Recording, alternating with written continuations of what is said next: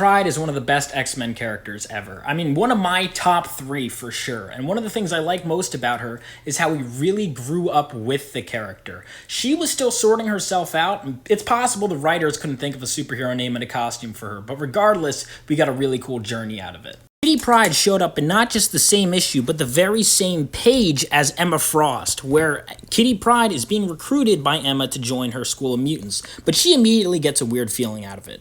But then Xavier shows up, and she actually ends up getting a better feeling towards them and also has a crush on Colossus right away. She and Storm bond, and ultimately, she sees the X-Men fight these Hellfire Club guys, only to get defeated by Emma Frost, and she has to use her powers to save them. Her newfound powers that she just discovered, so she is in way over her head. Long story short, she ends up helping save the X-Men, and then they move on and continue the Dark Phoenix Saga storyline. After which she comes back, joining the team just as Scott Summers leaves, where she dons her first costume, which is just a generic X-Men training uniform. She chooses the superhero name Sprite.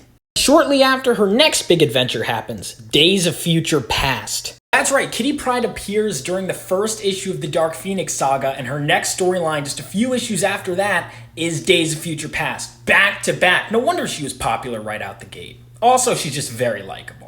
But her costume was kinda lame, also the name Sprite, kinda lame. The character knew it.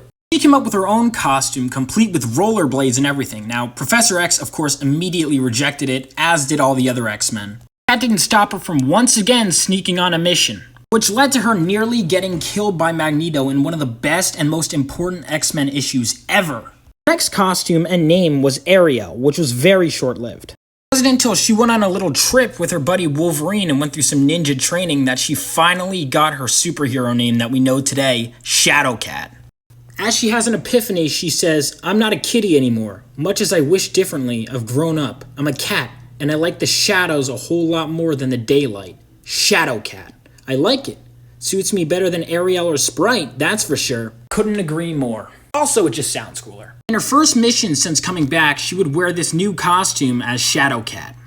Eventually evolved into the best version of her costume, in my opinion. I wish this costume would have stuck around. I think it's the best fit for the character.